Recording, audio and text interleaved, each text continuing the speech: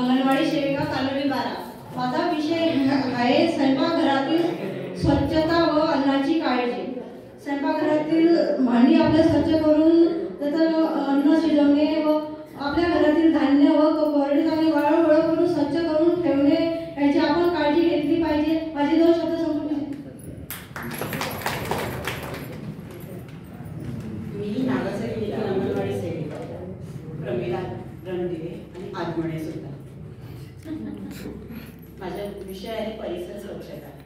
परिसर स्वच्छता करण्याकरिता व्यवस्थापन म्हणाल तर जसं आपल्या घरामध्ये आपण कचऱ्याचं व्यवस्थापन करतो त्याकरिता आधी एकच डस्टबिन वापरायचं, परंतु आता एक न वापरता कसं 2 डस्टबिन आपल्याला वापरावं लागतं, एक ओला कचरा आणि एक वाळला कचरा. त्याच प्रकारे जर का गावात रिकामी जागा आहे त्या ठिकाणी 2 प्रकारच्या कुंड्या ठेवल्या जातात, एक ओल्या कचऱ्याकरिता आणि वाळल्या कचऱ्याकरिता.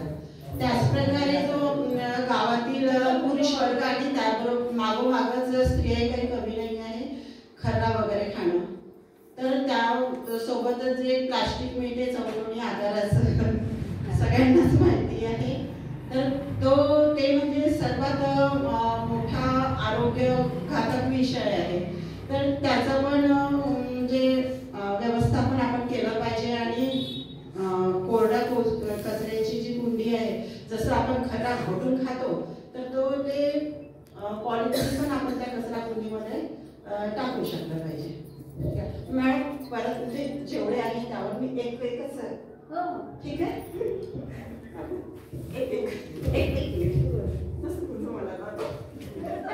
मी ट्राय करते. जसं सांडपाणी व्यवस्थापन आहे तर सांडपाण्याकरिता आपण परसबाग लावून हिचं व्यवस्थापन सर्वात योग्य स्थितीने करू शकतो. ठीक आहे. तसंच पिण्याच्या पाण्याचं व्यवस्थापन आहे. आपण सगळं म्हणजे पाहतो, आपण सगळं स्वच्छ करतो, परंतु पिण्याच्या पाण्याचा गुंड घासताना आपण काय करतो, खूप त्या साबणाने खूप रगडतो, परंतु ती साबण ठेवण्याची व्यवस्था आपली व्यवस्थित आहे का? ते ज्या घासणीने आपण खरकटे भांडे घासतो त्याच घासणीने आपण पिण्याच्या पाण्याचा गुंड घासतो, परंतु पिण्याच्या पाण्याचा गुंड हा कसा रात्रीच्या वेळेला घासून कोरडा करून त्याला उघडं करून ठेवलं पाहिजे. आणि आपल्यामध्ये कसं म्हणते गुंड उघडा करून ठेवायचं काहीतरी वाईट घडेल आणि कोरडा दिवस पाडायचा. त्याच पद्धतीचं आहे वैयक्तिक स्वच्छता. वैयक्तिक स्वच्छता आपण जसं पार्लरमध्ये जाऊन करतो तशीच याच वैयक्तिक स्वच्छता म्हणून आपल्या घरातील जो शौचालय आहे आता बाहेर नसून तो घरामध्ये आहे की नाही.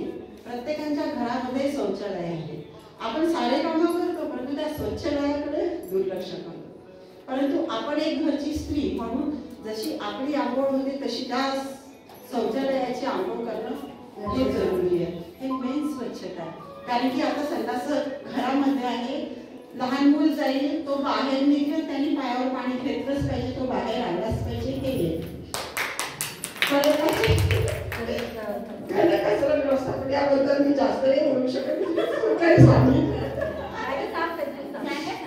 काय सांगितलं ते सांगा. लक्षण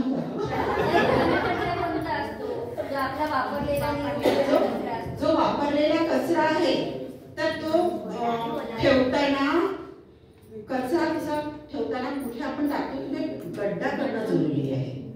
गड्डा करूनच तो कचरा तिथे टाकायचा आहे. पुष्कळशा बचत गट असा आहे की त्या कचऱ्यामधूनच ते खत निर्मिती करतात आणि मग मानवी व जनावरांच्या विष्ठेचे व्यवस्थापन हा एक तर आपला उद्योग धंदाच आहे की नाही. तर गाई आपण पाळतो आणि गाई सुटायच्या आधी आपण ते शेण त्या बकऱ्यांची लेंड साफ करतो, परंतु माझं म्हणणं आहे सुटल्यानंतर एकदा करा. ज्यांना म्हणजे आवड आहे गाई गुरं वापरण्याची पोसण्याची, तर गाई सुटल्यानंतर जो आपण म्हणतो का जो रोड आहे तो माझ्याच बापाचा आहे की नाही. तर तो माझ्या बापाचा आहे तर माझ्या बापाचा रोड मी स्वच्छ केला पाहिजे गाई गुरं सुटल्यानंतर. जिथे माझ्या मनमाडीत माझी पोरं येईल ना त्या शिलावरूनच चालू होईल, त्या बकऱ्यांच्या खतावरूनच चालू असं व्हायला नको. ठीक आहे. त्याच्यानंतर अन्नाची काळजी आणि स्वयंपाकघरातील काय. स्वयंपाक करताना एकच सगळं तर हिने सांगितलेलं आहे. स्वयंपाक करताना मी एकच म्हणू की ज्या आपल्या हिरव्या भाज्या आहेत त्या बाजारातून आणल्यावर स्वच्छ धुवून टाका आणि त्याच्यानंतरच कापा आणि त्याच्यानंतरच स्वयंपाक करा. आणि जेवढं अन्न आपल्याला गरज आहे खायची, एखादी पार्टी असते खूप सारं घेऊन घेतो आपण, मला मिळते की माझ्या बाबाला मिळते, मला मिळते की माझ्या मुलाला मिळते, तसं जेवढं पाहिजे आहे तेवढंच घ्या. ते अन्न पण वाया जाणार नाही आणि अन्नापासून जे घाण होते ते पण, जसं आता आपण भांडी कुंडी साफ करताना सगळं पाणी जमा करतो आहे आणि ते त्याच्यामध्ये अन्न पण असतं, धरून आपण सप्ते करतो की झालं आपल्या घरातलं पाणी स्वच्छ झालं.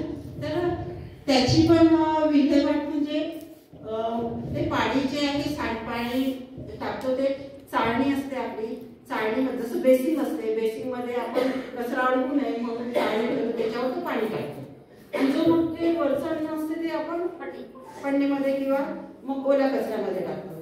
त्याप्रमाणे ही व्यवस्था केली जाते आणि मी तर माझी परिसर स्वच्छता सांगितली. थँक्यू.